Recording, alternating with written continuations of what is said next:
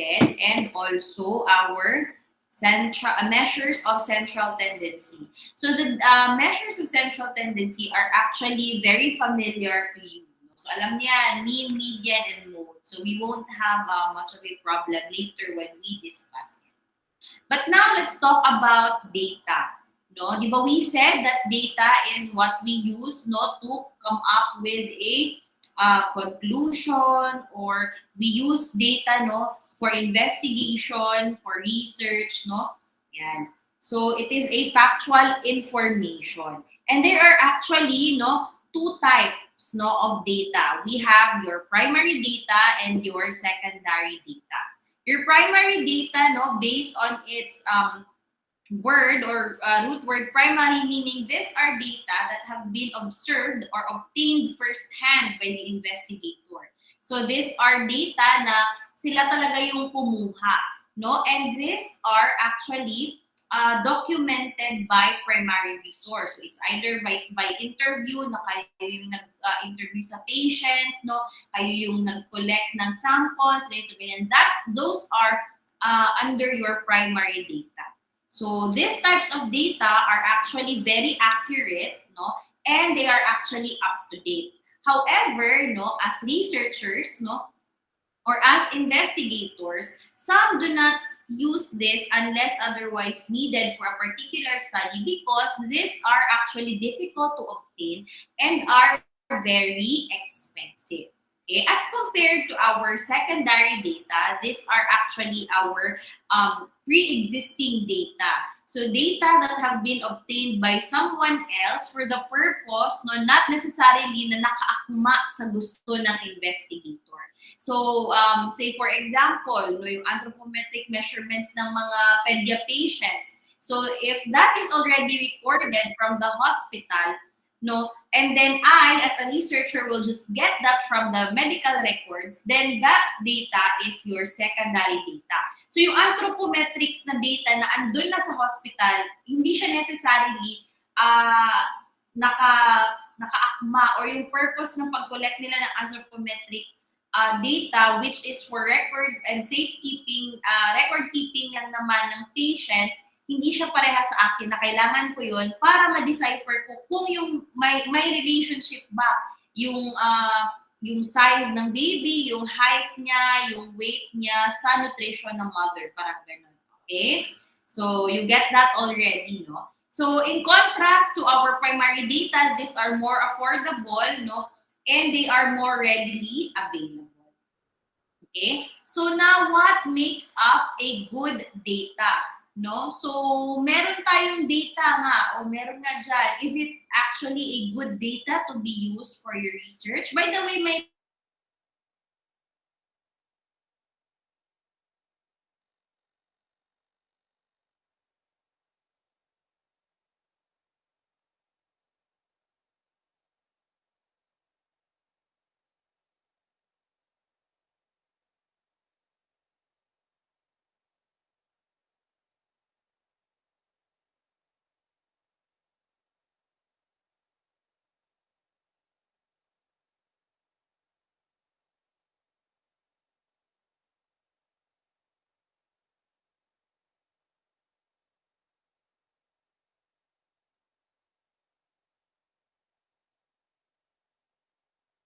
your data into either good or bad. Number one is timeliness. So timeliness, no? Yung interval ba ng data mo from your interval of data from the time that it was collected to the time that you will conduct the study, gaano ba kalayo? Is it still pasok sa iyong timeline?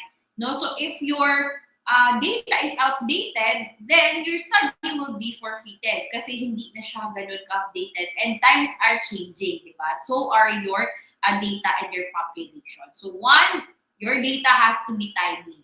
Number two, it has to be complete. No? So it has to cover all, no? And be competent, no? It has to cover all the things that you need, no? So if your data doesn't allow that, then it's not quite a very good data. Maybe you can look somewhere else, no, for a better data. Or better yet, do it yourself. Do or collect primary data. Okay? So another one is it should be precise, meaning no upon repetition, the same amount the same characteristics or values will be shown or pareha pa rin siya, no? Kahit ilang ulit mo siyang bali-balihin, ilang ulit mo siya isa-subject sa dapat the same pa rin siya or close no to the close to each other, hindi nagkakalayo. Okay, so by the way, no, again, please turn on your cameras, everyone. Yan. So next, it should be relevant, no? Ano ba siya? Pwede ba siya sa sinastudy natin, no? So for example, you are looking for the correlation nga ng maternal nutrition sa outcome anthropometrics ng baby. So will you collect ba ang mga will you collect ang diet ng mother during the pregnancy period? Definitely yes. No? But will you collect naman ang sexual activities ng mother during the pregnancy period? Of course not, because that data is not relevant to your study. Okay? Yan siya. And lastly, of course, it should be adequate. No? Somehow similar to being complete, no? It has to cover all basic information needed, no, to meet the requirements of the investigator. That I need or basic or minimum requirements for needed for the study. Yan dun siya. Okay, so this is just a table or a diagram showing you that preferably our data should be high accuracy and high precision. So highly precise and highly accurate. This just show you what precision and accuracy usually means. No? Accuracy kasi yung natutugmo mo talaga sa target. And precision, no, yung magkakalapit-lapit sila to each other. It's tawag dito. Wait lang ha.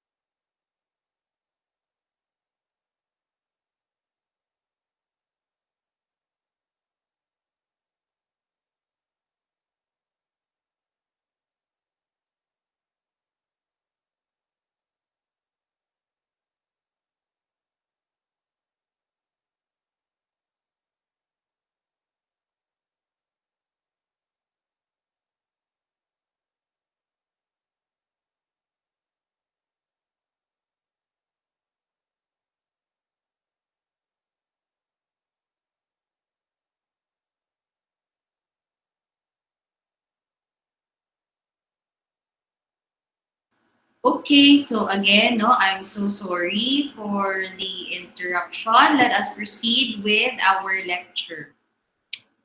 Yeah. Okay. Now, how do we actually collect our data? Can you hear me? Yes po. How do we collect data? Actually, there are various ways how we can collect it. One is by documented series, no, sources rather by observation, interview, or questionnaires. So the documented series will actually be of greatest advantage kasi pre-collected na yung data. So hindi na maghago ang you as an investigator. So you just have to pull out the records, no? Then it saves you money, no, and energy. Pero this data, however, this secondary data may not answer all your specific questions. And of course, specific variables may not always be available due to the confidentiality problems and the timeliness also ng inyong data.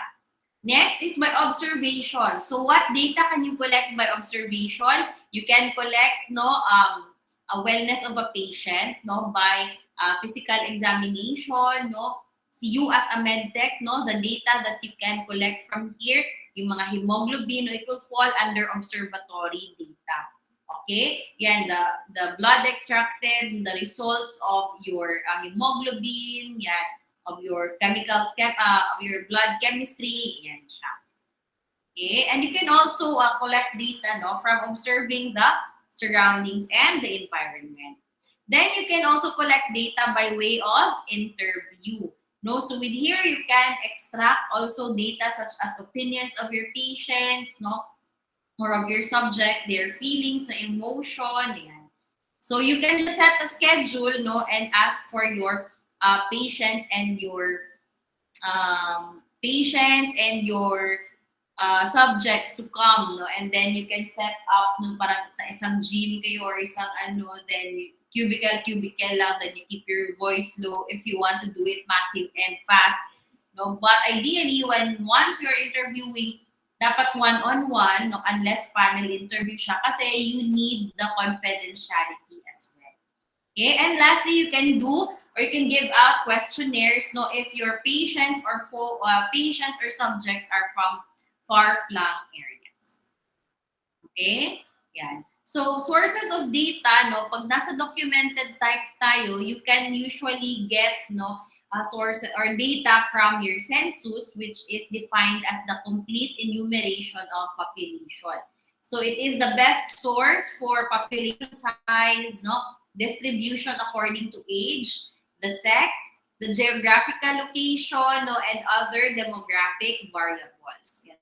So this is very useful for national planning, and also for the epidemiologic assessment of a certain population or certain place. Okay? Yeah. So in the Philippines, usually every 5 years tayo nagsicensus. Okay? And there are two ways, of how you can allocate people by de facto or de jure. So de facto census is actually the type where the people are interviewed or kinukuha yung census kung saan andun currently ang person, regardless kung taga saan siya. So say for example sa inyo, pag nag-census ngayon, since you are in Tagum but you are originally from, let's say, Tacurong, you will be listed under Tagum City because currently when the census happened, you are there. So that is de facto census. Pag de jure naman, de jure is it will assign the individual to its original place, regardless of where the patient or the person is. So baliktad naman, so when you're in Tagum but you're originally from Tacurong, you will be listed as someone from Tacurong and not in Tagum. Okay? Yeah. So the data that we get in the census are actually enumerated sa sinabi ko kanina. So yun, age, sex, other demographic na mga educational attainment, occupation, on all that. So we can also collect data or we can use a source of data sa sample as yung mga sample surveys, no? These studies naman yung specific segments ng population and may be actually considered as an accurate method, no? Accurate method of collecting health information naman pagdating natin sa community. So sa CPH din yun. We give out sample surveys rather. Yan. Then we can also get data from registration systems, no, like your vital registration systems, which will give you what data on vital events such as death, birth, marriage, divorces, adoption, annulment, and all that. Then you have the continuing population registers, which provide continuous recording of information about a population, no, as well as the selected characteristics describing, no, the certain population. However, we do not use this because this is very expensive to maintain. Kasi susundan mo talaga yung patient or subject. Then you can do experiments and clinical trials, no? It is where you personally collect the data by observation and recording, no? Then you can also have direct intervention as to the outcome of your test. No? So you can manipulate actually the data that you can collect by this type of data sourcing. Okay, so before we proceed to the measures of central tendency, I will give you a bathroom break. We will resume at 11:45. So please do not log out from our meeting lang. Okay, just stay there, but you can take a wee, or you can eat, or you can buy something. Okay, sige. I'll be back. Thank you.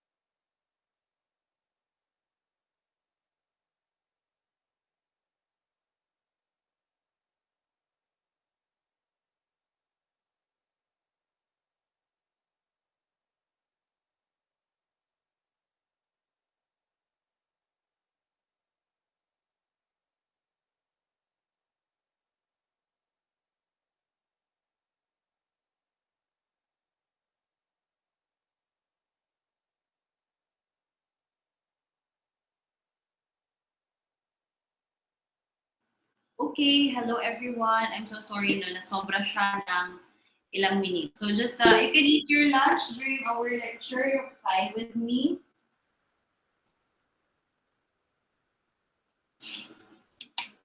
Okay. So next class nyo is what time? 1:30 po. 1:30. Okay, so you still have time naman to prepare and chill. Okay, yan. So, in 10 minutes no, nagpa-flag na siya na mag-end na tayo in 10 minutes. However, say let's just change lang later ng link pag 5 minutes na. Okay, so let's talk about the measures of central tendency. Okay, the measures of central tendency are actually used to summarize lang the given data. Kasi usually, no, when you are performing or investigating, the data that will be available to you will be very, very large. So for us, no, to really have good comprehension, no, of the study or the data that you have collected, we need to also, kumbaga para natin siya, kukumpulin, no? You have to summarize it, no? So, or compress it. So, by numerically, we do that by using the measures of central tendency, along with, no, placing it in a table or making a graph out of it. So, yan siya, no? The measures of central tendencies are typical values lang which we can utilize, no, for the series or to present series of information. However, no, as we compute for this, mayroon kasi yung depende yan siya whether the data that we have collected are grouped or ungrouped. Now, we will know that the data is grouped pag nakita natin siya na nakalagay siya sa isang frequency table. Ungroup naman siya if we are given the raw or exact values, no, of the data. So yan siya. Group na naka-table, ungroup naman yung lang siya, raw data. Now, as I've said, we have 3 measures of central tendency. We have the mean, median, and then the mode. So let's talk about the mean first. The mean is actually a set of observations equal to their sum. Sorry. Divided by the number of observations. So you know that, di ba, already? Just add everything and then divide it by how many sila. So for the ungrouped data, we use this formula. Very toxic, right? However, we don't need that kasi ang meaning lang naman ito, the sigma, di ba, will always connote summation. No? So the sum of all the data divided by n, which is the total number of observations. So it's different naman when we talk about the group data. So we will discuss that in the next slides. So let's say ito, for the ungrouped data, this is how you just compute it. Do you have your calculators with you? Yes po, Doc. Sige, so let's compute kung tama ba ito, no? Sabi niya, we have 10 patients, no, with each corresponding weight. So, sige nga, input it in your calculator.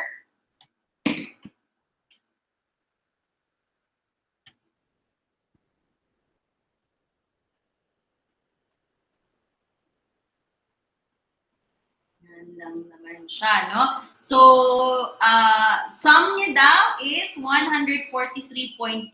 We divide it by 10 kasi 10 patients tayo. Then we get 14.38 kilograms. So that is the mean weight of the patients, no, the pediatrician sees on her clinic per day. Okay? Yeah. Now let's go to the group data. Ang formula ng group data natin ito. Kasi sa group data natin, no, the number of observations will fall within a category. So, sige, ito ha. The formula will be the sum, no, of the product ng frequency, no, and then ng ating number or designation. Kasi itong xi or y with subscript I, no, this is a designation for the observation. Then, itong I kasi ito yung parang anong number ba siya, no, sa table. Okay? Pero, if our I is not equal to 1, no, pag more than that siya, we cannot use n, but we use k. No? I will show you later what is k. Yan.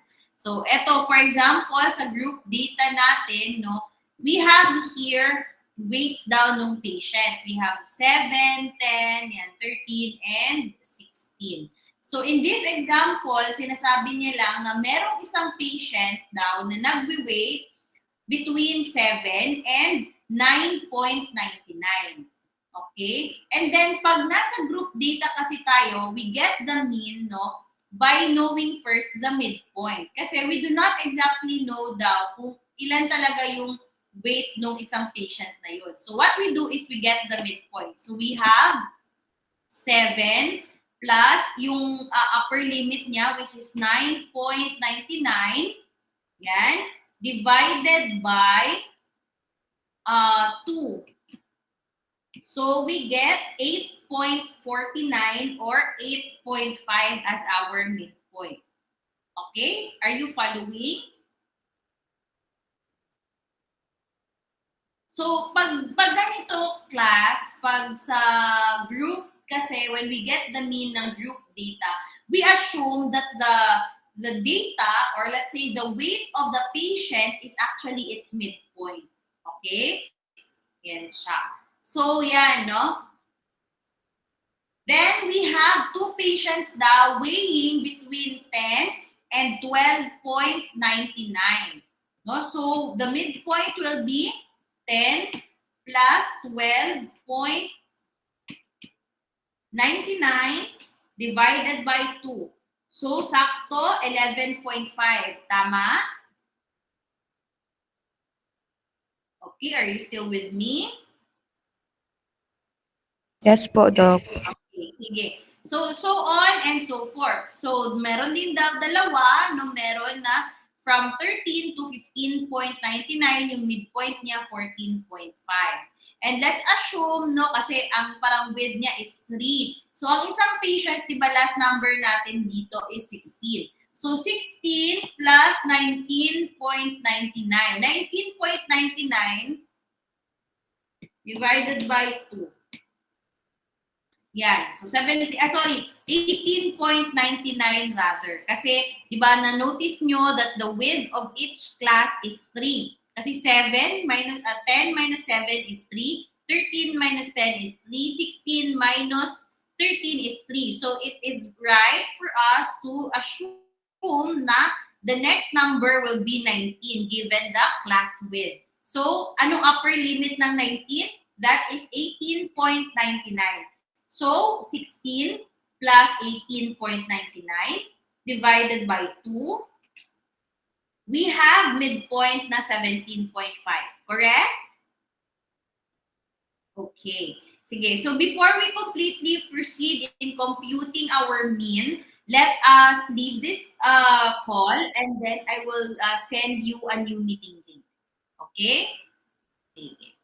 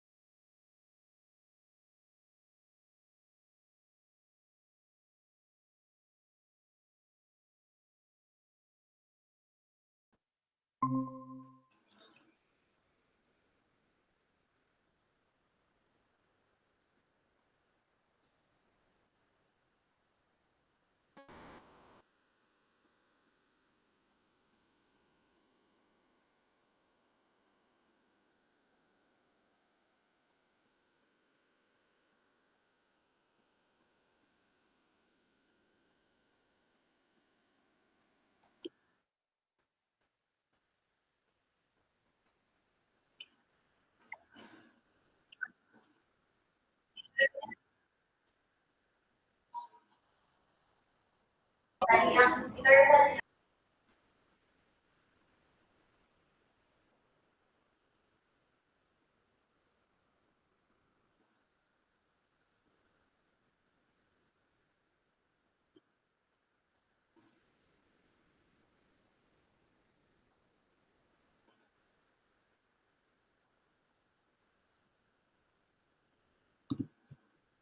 Okay, sige. So, yan. Continuing no, with our discussion, sabi natin no, that the mean for our group data is, ano siya, the sum of the product ng ating midpoint and ng ating frequency. So, how do we compute it? The sum of the midpoint multiplied to the frequency. So can you see this small na table right, box right here? This is how we compute it manually. No? So first, you put, multiply natin muna yung frequency at saka ang kanyang midpoint. Your frequency is also your K. Okay? And siya. So how do we do it? There is one patient daw na yung weight niya no, is assumingly 8.5. So that is one. Sige, you can input it also sa inyong calculators para ma-correct, para ma-check din ninyo. So 1 multiplied by 8.5 plus no, the two patients who assumingly weigh 11.5. Yan, 2 times 11.5. So, two patients also weigh 14.5. Multiply, add natin no, yung 5 patients daw na nag-weigh ng 17.5. Yan. So, we get 148. Okay? Because this is a mean, we divide no, the sum to the number of observations. The number of observations are the number of patients. Ito, no? Itong N, no? Yan siya. Hindi ito, ha? Kundi ito. Okay? Kasi 10 patients lang naman si Doc in a day. Okay? So, divided by 10. We have 14.8. Tama? Did you arrive at the same answer? Yes po, Doc. Okay, very good. Sige. So, I will leave it to your laboratory professor to also help you to paano i-input no ang data natin in your calculators, your scientific calculators. Okay? Sige. Yan siya. So, the next, wait lang ha.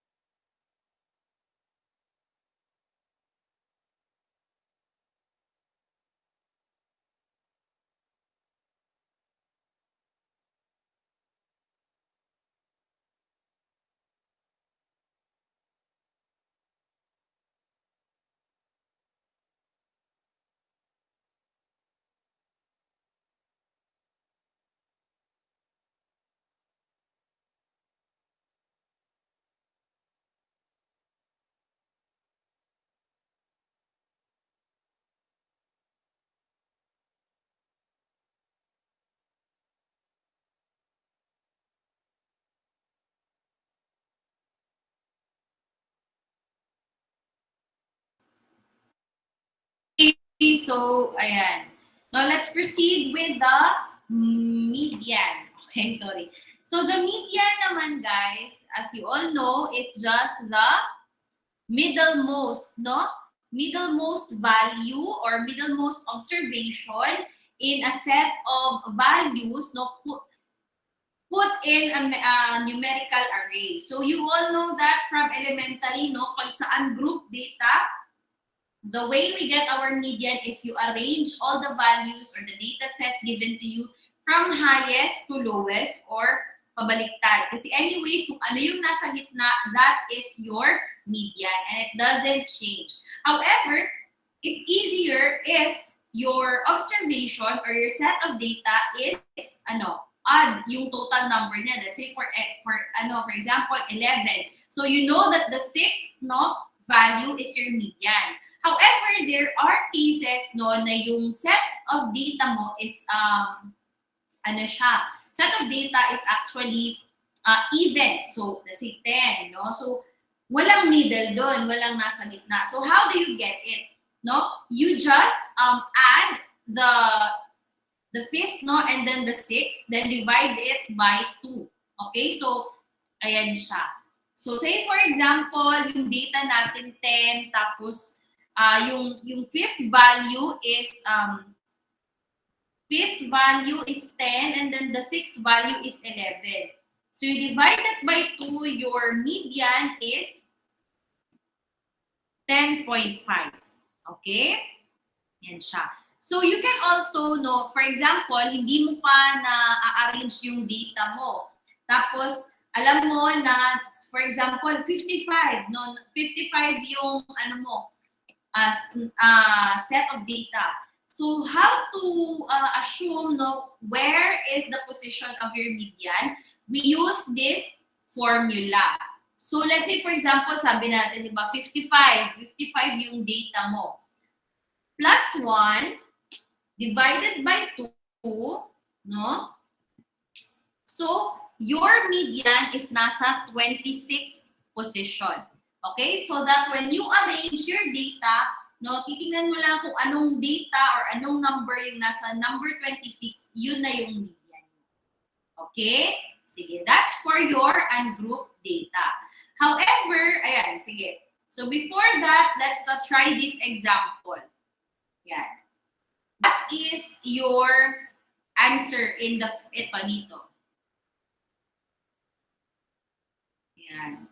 Set of data. Now, what is your median?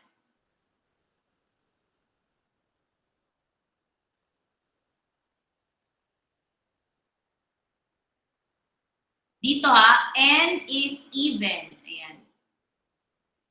Odd pala odd. So dito sa set of data, yes. Yes, Basil. Yes, Mike. Yes, Mike. 16.0 po, Doc. Yes, very good. That's 16. And of course, pag ganito sa measures of central tendencies, hindi lang din kasi siya enough for us to just know. It is required for us to also interpret. So, we interpret, yung median natin by this.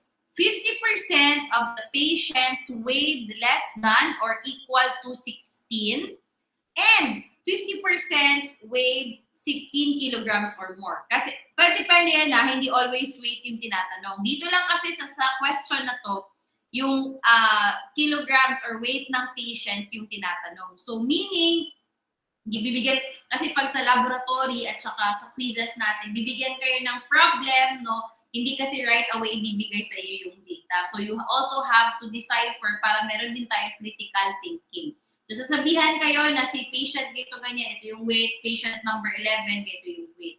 So, how do you interpret your answer? Ito yun siya, Pag weight yung pinag-uusapan, since it is the median, the middlemost value, you just say, that 50% of the patient weigh less, o dito na value, lowest weights, so weigh less than or equal to 16, and then 50% of which weighs 16 and more.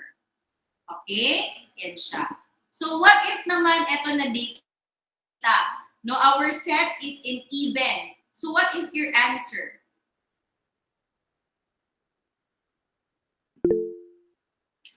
Yes, Mike? Ano po ma'am, ang i-divide ay plus po ang 15.9 plus 16.0. Pag plus ana niya, i-divide to, ang answer po is 15.95 po. Very good, no? Typo ito ha, tama yun, 15.95. Clerical error ito sa book. That's 15.9. So very good, Mike. Very good. Now, interpreting it, we say, half of the patients no weigh less than equal to 15.85.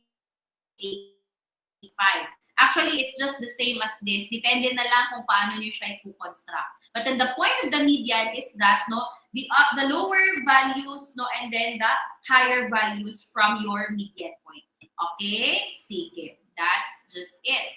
Yan. Now, medyo puti, no, medyo mas technical at saka mas mahirap pag nagko-compute tayo ng median ng group data. And for that, kasi kailangan natin siyang gawa ng cumulative frequency column. Okay? So, yun kasi diba basta group data, naka-frequency table. So, how do we, parang ito yung similar lang to sa previous example natin sa mean.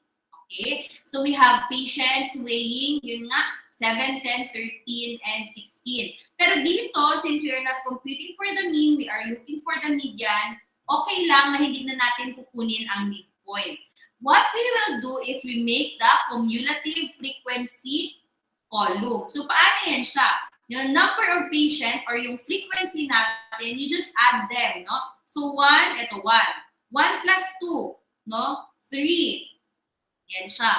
Tapos, 3 plus 2. Yan na siya. So, 5 and then 5 plus 5, ito.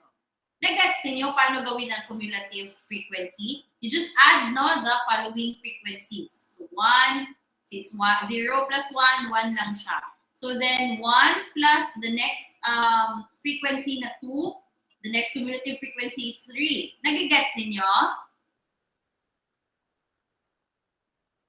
Klaro? Klaro, Doc. Okay, sige. So after making your cumulative frequency na column, what you do next is identify your median class. Your median class no, is defined as the first class whose cumulative frequency is equal to or greater than the total number of data divided by 2. So, paano siya? Total number of data natin, our N is still 10. 10 divided by 2, diba? You have 5. So what, among the cumulative frequency, sino ba dito yung merong greater than or equal to sa 5? Diba? Ito siya, nasa third row. No? So we will be using this data no, to compute for the median of the group na data. So after that, i-determine natin yung lower limit no, ng ating class boundary. So yung class boundary natin is the same lang kanina, di ba? We have 16 yung next. So yung lower boundary natin or yung lower limit is 13. The upper boundary or upper limit will be 15.99. Okay? So yan, lower limit is 13. So we use this formula to compute for our median. Klaro lang ba? No, so we have here, no, the median is equivalent to the lower limit plus ito, the quotient of the product ng ating width, tapos yung ating cumulative frequency, no, and then divided by the frequency. No, or the median class. Okay? Yan siya. The class before, the frequency, cumulative frequency before our median class. Okay? So what we do is ganito. We substitute na the value. So just remember this. I would suggest no, that you familiarize as much as possible, memorize no, yung mga formula sa mga group data kasi mas kailangan niyo sila kasi easier to compute when you know the formula. Kasi hindi siya ma-compute if you don't know it. Hindi siya makakahakaan lang. Okay? Sige. So, ayan siya. So, let's try to compute, no? Your lower limit is 13. Then your width, in sabi natin, is 3. Okay? 3, then multiply that by our n divided. The frequency here is actually the cumulative frequency before your median class. So, instead of 5, kasi cumulative, yung median class natin is 5, what's before it is 3. So, we use this. Ayan. So, 3 multiplied by the difference ng 5 minus 3, then divided by our frequency. No? The frequency of your, dyan sa row ninyo. No? Frequency na nasa median class nyo. So, what is our frequency? It's 2. Okay? Kasi dalawang patients lang naman yung nagwe-weigh ng 13 to 15.99. Then, you just replace it. Yan na, you get 16. Okay? Na-gets natin? Klaro lang on how we compute for it? Sige. Sige, internalize nyo lang. Sige. So, as you can see, di ba, how does this compare with the result of the ungrouped data? No? Similar lang sila ng result. Okay? Yan siya. Okay, so no more questions ba tayo sa computations ng ating median sa group data?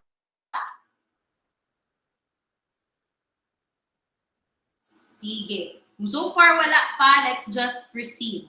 By the way, can I extend at least 10 minutes siguro? Let's just finish this para next meeting we will proceed with the measures of dispersion, location, and percentage. Konti na lang man dito. Okay? Sige. So next, we have the mode. No? Mean, median, and mode. So, of course, no, mode is just the most frequently occurring value in a set of observation.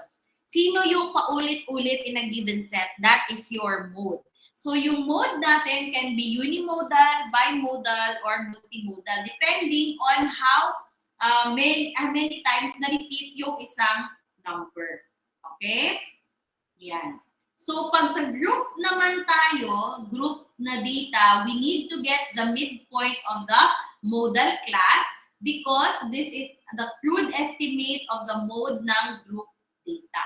Okay? So, for example, sige, dito tayo sa ungroup data muna. What is your mode? Dito. Can anyone tell me what is your mode?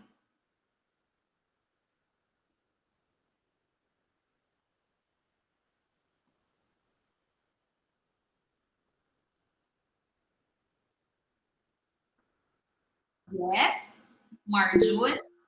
Yes, Angela. 12.6 and 16 kilograms po, Doc.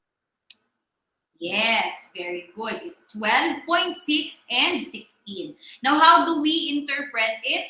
We just say, no, that the usual weight of the patients are 12.6 kilograms and 16 kilograms. And for this, we can assume that we have a bimodal data set. Okay? Sige. Next, ito sample natin naman for the group data. Yan. Dito, ang answer natin is just actually 17.5. Kasi, di ba yung modal class natin, yung midpoint ng modal class natin. So, balik. Di ba we have mean, median, and mode. For the group data, we need the midpoint for the mean. We don't need the midpoint for the median, but rather we compute for the median class for that, so that we can know the data set that we will use. Pagdating natin ulit sa mode, we will be needing the midpoint. So, the midpoint, ayan, midpoint natin. Because the midpoint will be our modal value. Okay? So, yun sinasabi natin, sino ba yung may pinakamadaming frequency in the given table? Diba? It is the patients, no, 5 patients na nag-weigh between 16 to 18.99. And the midpoint of these weights is 17.5. That is why we say, no, that yan, the modal class or the mode for this group data is 17.5. Okay? Gets? Sige. So, I will ask Ma'am Nezzy, no, to give you more exercises para mas ma-internalize sila, especially sa group data. And then, the next meeting, we can have additional exercises para mas ma-internalize din sila. At hindi kayo mahirapan sa exam. Okay? Yan siya. So, eto, how do you choose, what are the characteristics, no, of your measures of central tendencies? So you have three, mean, median, and mode, and they have different, and you can use them in different situations. No, the mean is actually colloquially termed as your average. Okay, what is the average? That's your mean. So it is actually a point of balance, and that in this, if you are considering all observations, then you can use mean. However, it is markedly affected by outliers. No, pareha lang na siya guys sa quiz ninyo. Timan-an din nyo na kinsa ang taas kaayong score. No, for example, over 100, halos kamong tanan na ara mo sa 60, 55, ganyan. Then may classmate kayo na super bright ng 99. So, siya yung outlier, no? Siya yung high outlier, meaning because 99 siya, yung meaning nyo ngayon is tataas. So meaning, may chance na those who got 55 and below will automatically fail. Kasi nga may outlier kayo na 99. Pero ayaw ninyo awayan po yung classmate. Nagkamot kung na siya one mistake. No? Anyway, sige. So, ano lang siyang point sa nato ang outlier. So, and its effect no, sa ating mean. Then, the median, no, it divides your data into two equal parts. Kaya yun tayo yung pag ini-interpret natin siya, sinasabi lang natin na 50% from the median is lower and then 50% from the median is higher. Parang ganun yung interpretation niya. Ito naman, not quite affected by outliers. And then, our mode, which is the most typical value, is also not affected by our outliers. So, kahit may mag-99, kahit may say for example, lagay natin sa median. So, lahat ng scores ninyo, no, may 99, may 50s, may 60s, dito ganyan. And then, no, ang inyong median, let's say, 55. So, kahit may 99, the median will still be 55. It does not affect, no, your data set, your median, no, kahit may outlier. Pag sa mode naman, kahit may 99, pero most of you got 60. So, the mode will always be 60, kahit na may 25 lang na score or mag-99. Okay? Yan siya. So, in a symmetrical distribution, this will be discussed sa next meetings. But I will just be showing you how, no, yung mga outliers natin affect, no, its distribution or its location natin sa pag-plot na siya. So, if equal, no, the mean is equal to the median and then the mode. Okay, tawag natin siyang peak of distribution, everything is equal. Yan. Pag naman, meron tayong extremely low values. Say for example, sa exam natin na out of 100, merong naka-30 lang. So the 30 will be an extremely low value na sundan pa siya ng the next na lowest is 32, ganon. Yung extremely low values will bring your distribution to the left. That is what we call skewing to the left or to the left ni Beyonce. Papunta tayo sa left because the mean will now be lesser from the median and then the median now is lesser than the mode. Okay, kaya siya papunta sa left. Kasi di ba pag sa Cartesian plane natin, the left side connotes negative values. Okay? Pag sa right side naman, it connotes positive values. Okay? And then, pag ang values naman natin, no, pag yung person naman sa exam naka-99, tapos ang sunod niya is 95, so dami-dami nilang naka-90s. no, the values now contains extremely high data. No? So anong mangyayari? Instead na symmetrical ang distribution, since maraming hatak on the positive side, your distribution will now be skewed to the right, no? On the positive side. And ano lang yan? Meaning, yung mean ninyo is now greater than the median and then the mode. So, saan ang mas gusto nyo pag-exam? Skewed to the right or skewed to the left? Sometimes, mas maganda skewed to the left para marami kayong pasa. Pero, pinakamaganda is symmetrical distribution. Okay? Lahat kayo pasa. And I know that you will maintain your symmetrical distribution for the rest of the semester. Okay? So, yun lang naman siya. I will leave you with this verses and inspiration kasi Pinteresty tayo, guys. No? Humuhugot tayo ng ating motivation from Pinterest. So remember that whatever you do or whatever you experience, always go to God first and not last. So always talk to Him in prayer. And then remember that your future will always depend on what you do today. So always do your best, no, for a better and best future. Ito aesthetic lang, para maganahan ko mag-study. Kaya ako ganahan ko magtanong pagka na yung mga aesthetic lang. Ma-feel ko na ito na estudyante tapos sahay. Chatic lang. But anyways, do your best, guys. And as I've said, no, whatever you do it for the Lord. So I hope that you learned something today. Before we end, do you have any clarifications or questions? Anyone? Wala na. So you understood na the measures of central tendencies? Sige, okay lang yan. You can actually search examples from the internet and I will try to look for a worksheet para mas talihan lang ninyo. Okay? I'm so sorry I cannot give you a PDF copy of this book kasi wala siyang PDF copy. We actually bought this during med school. This was authored by UP na doctors, no, epidemiologists and public health natin na specialists. So, I will not also require you to buy this. You can have my PowerPoint actually for you to study. And I will just give you some worksheets online for you to practice.